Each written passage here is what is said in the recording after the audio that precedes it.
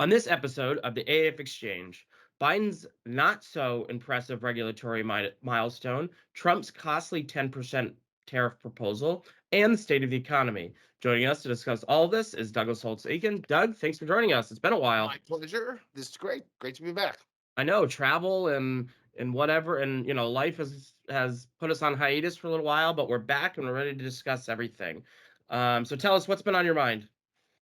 Well, I mean, today's source of rage is Freddie Mac's proposal to the FHFA that it be able to issue second lien mortgages on those mortgages where it's already holding the first mortgage, and I think this is an incredibly bad idea. It just Yeah. it feels just like the bad old days where Fannie and Freddie ran amok, and they really didn't stick to their mission and ended up endangering everybody, and then got put in conservatorship, and they've been there ever since. So, like, why is this a bad idea? So the whole point of this is to allow people to take out what would be a 20-year fixed rate mortgage against the equity in their house. So they're going to get to get the cash out when they've got, say, $100,000 of equity in their house. That has nothing to do with housing. In fact, the one thing you cannot do with the money is buy a house. It's all about consumer lending, and then they can go buy cars and whatever with it. But it's not their mission, and so strike one. I think that's a terrible idea. Um, Strike two, sort of the equity issue. Who does this? It's going to be people with good credit, a lot of equity. So these are affluent people. These aren't sort of marginal folks. So this is a proposal that's going to worsen the inequality that supposedly the administration cares so much about. So strike two, don't do that. Um, is this something that is needed out there because the marketplace can't provide it? No, there are millions of private lenders out there who can give you a loan against the equity in your home, and home equity line of credits exist and are there, and so there's no market failure that the government needs to step in and fix. And for all practical purposes, Fannie and Freddie are agencies of the government right now. They are in conservatorship, so this flunks that test. So that's three strikes, and there are more. So this is a really bad at bat. Like Yeah. there's no way. The other thing it would do is uh really threaten to repeat the American Rescue Plan inflationary stimulus, because this is a lot of money. The estimates are somewhere between 800 billion and $1.5 trillion could be made available by this. If we got 400 $500 billion out in a year and just tossed it at the economy, that's a big demand stimulus. That's not something we need right now, and so this is the wrong time to be doing this. Another strike. And then lastly, when they take these risks, these are the best risks in the credit markets. And so they're going to take them off the banks and other lenders and put them into these second mortgages. What's going to be left is a much riskier book of business, a much more dangerous book of business for the private sector. So you're sort of shifting the balance of risks in the credit pool in a way that you just don't need to be doing. And that'd be fine if it was a trivial amount, but at $1.5 trillion, it would be about one half of all consumer lending. So that's a big shift in the risks. You take half the best half of the risk pool out. I just don't see how you can support this idea. I understand why Fannie and Freddie might want to do it. They will make a lot of money, but they should not be allowed to do it. Like, the Mm. FHFA should just say, no, this is outside your mission. Not okay. You're not going to do this. Other than that, I'm good with it. It's fine. Doug, it was the anniversary of Kerry Wood's 20 strikeout game recently, I think last week. So I think you might have just tied him. All right. Well, you mentioned the economy, so let's talk about Right. that. Sure. There's a lot going on with the economy. We got a lot of data in the past couple of weeks. Last week, we got the most recent read on the labor market. You wrote a dish, I think, on Monday about this, where you said, Right. it's showing signs of cooling. What are your thoughts? So let's roll back even a little bit further. First quarter GDP came out 1.6%. A lot of people were like, "Oh, that's really down from 3.2 in the fourth quarter." It's probably the best looking data I've seen in a while. It was a very balanced 1.6%. Both businesses and households were providing demand. It got depressed by trade and inventory fluctuations. Real sales to private sector entities, households and businesses grew at a 3.1% annual rate. So that was a good solid report. And now we go to the latest employment report, and we come in at 175,000. People were expecting, 75,000 more than that, and a lot of chatter about how this is the Fed succeeded in getting it to cool. And I said that on TV, and that was the obvious interpretation at first. I then went back and looked at the data on labor demand and labor supply, and tried to figure out what's going on. And there isn't any real evidence of a noticeable cooling of labor demand. You look at payroll components like the number of workers, the hours they're employing them, the average hourly earnings, all of that adds up to the continued high level of demand we've had. You look at the labor supply, you see a sharp drop off in the growth in the labor force in the first couple months of this year. Didn't see that coming. Don't know where exactly it's coming from, but I think it's the immigration story again. They have really shut down the border crossings and maybe starting to show up. But a reduction in labor supply is a very different way to get a fewer number of jobs than labor demand, because this means you're fighting over a smaller pool of workers. The pressure on wages and perhaps inflation is going to be higher, so I'm in a wait and see mode on how that all plays out. Hmm. You never learn enough from 1 month of data, but now my antennas on alert. So what happens today? We get the new employment insurance, and they jump by 22,000. Not the end of the world, but a bigger jump than we have seen in quite a while. Um, so something's going on out there, and it's worth sort of trying to keep track of it. Yeah, yeah. Speaking of in the wait and see game, it's probably the Fed is in that wait and see game They are, too. yeah, I they mean, have I to mean, be. so what are we still looking at a rate cut this year, or what's the likelihood in your mind? Oh, I think it's diminishing rapidly. I mean, this economy has evolved the way that I don't think anyone really expected. I think some people are still holding out for a September rate cut before that's far enough in front of the election. I don't think I'd do it. I think they're going to go to Jackson Hole in August and explain to the world why they're on hold until after the election, and that'll be that. So I think they might get a rate cut late in the year, but I don't think before the election. Yeah, so maybe after the November election, we see some Yeah, some movement there as yeah. we start looking at the next administration, the next Congress, and all that stuff. All right, let's turn to another milestone, if you will. It's a not so good one. Let President Biden's regulatory milestone, for lack of a better word here, his administration has passed the $1 trillion mark for final rule costs. Just put that in perspective for us. I can't. It's mind boggling.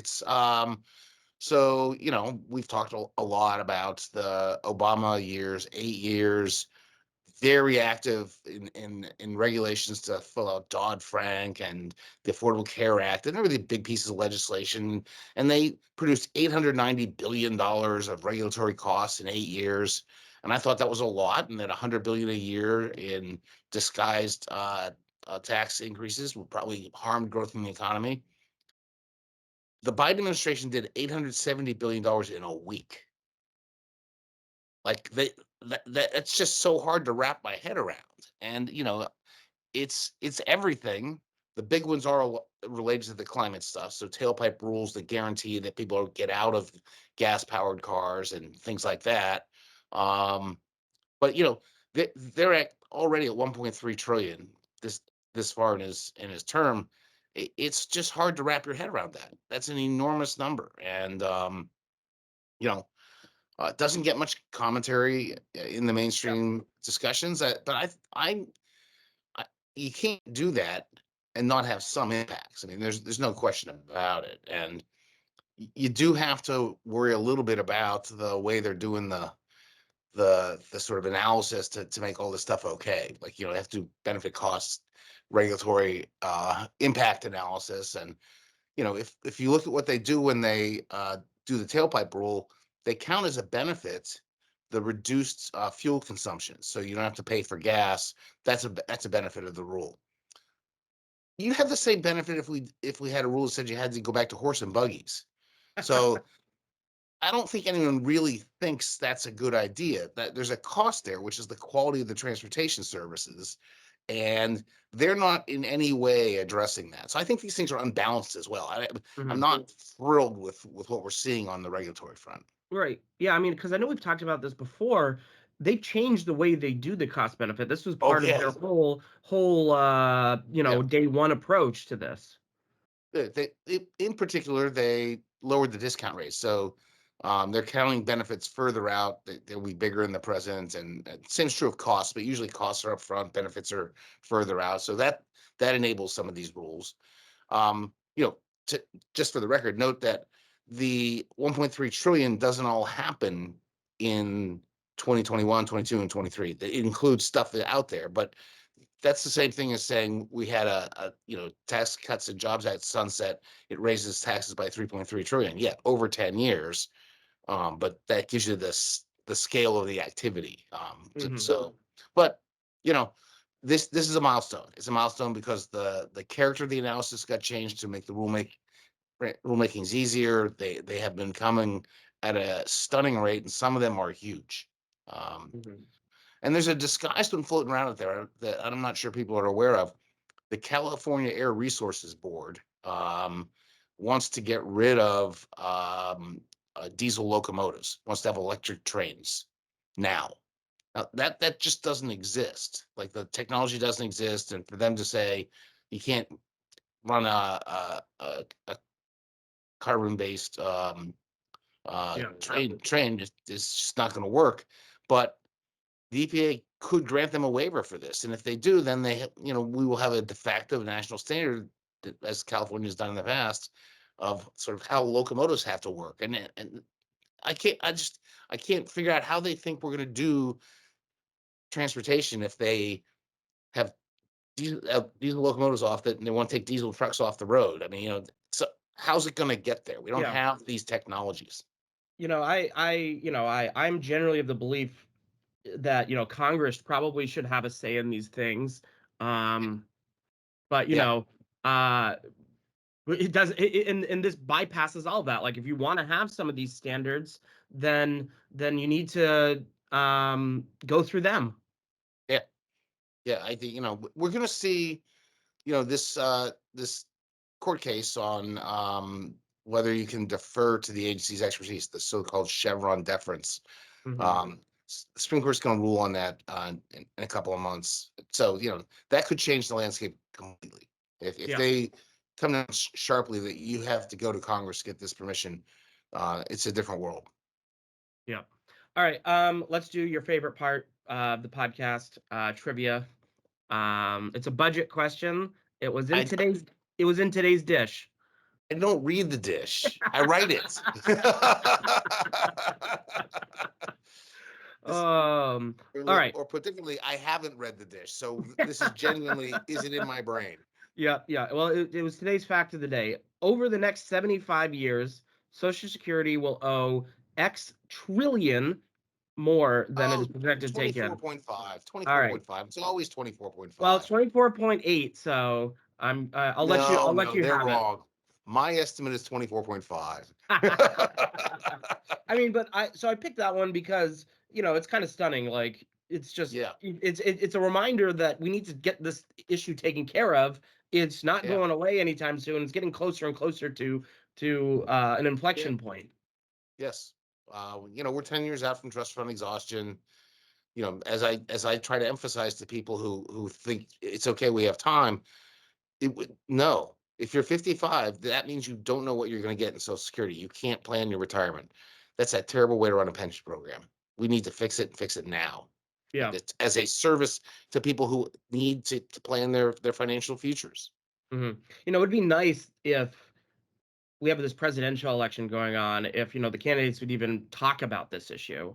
But it doesn't look like it's anywhere in the discourse at all right now. Hopefully, something happens to where we can get a conversation around it. Yeah, both.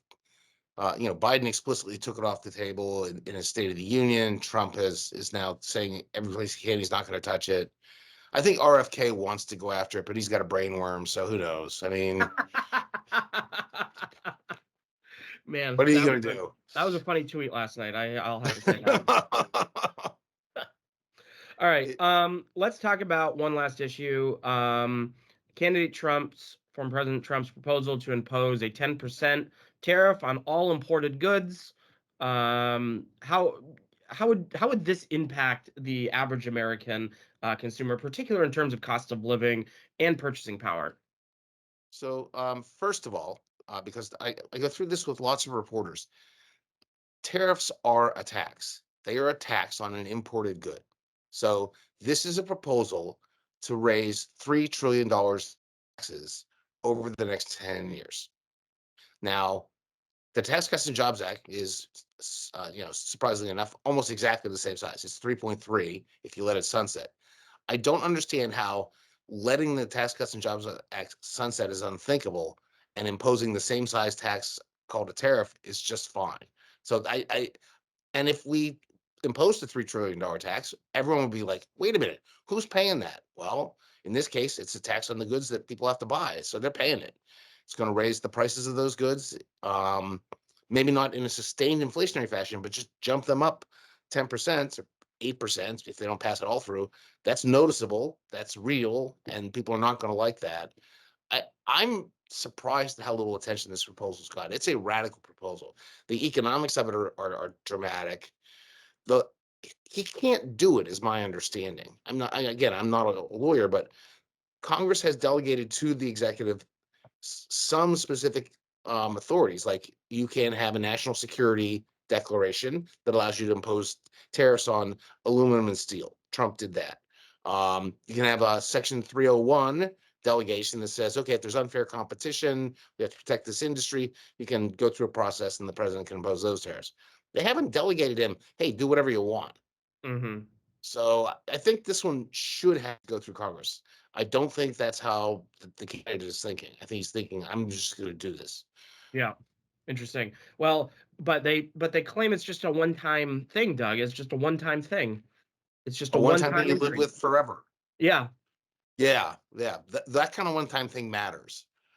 The one-time thing that goes away, that's different. yeah. You compared it to the American. What was it? The the proposals over the summer where that's how we got inflation in the first place. Um, Oh, the American Rescue Plan. I the mean, American it's Rescue just, Plan. Yes. yeah. So, we need to be cognizant that I think a better way to say it is this. I don't think we should be using budgetary instruments, taxes, spending for near-term economic purposes. I think we need to set those to get better long-term growth and let the Fed deal with the near-term business cycles, inflation bursts, stuff like that. They are well positioned to do it. They're capable of doing it, and we should just stay out of their business. And certainly don't make it harder. Hmm. So you've argued we have two candidates essentially imposing or promising to impose massive tax hikes to the American public, Yeah, but just under different names. How should people think about this? they should think through the actual proposals and whether they're a good idea, especially right now. I mean, I I I know that Trump wants to appeal to, I'm protecting you against evil foreigners, especially the Chinese. You know, Biden has played the same card. Look past that to like, okay, this is an economy that is largely self-reliant. We're still not like some small European country that lives on international trade. The bulk of our activity is in the United States, trade in the United States, and these proposals damage that economy. I don't understand why we would accept them so easily. Well, Doug, thank you for joining us and talking about all this stuff. I'm sure we'll have many more podcasts about this election going forward, and the Yes. proposals that are being talked about.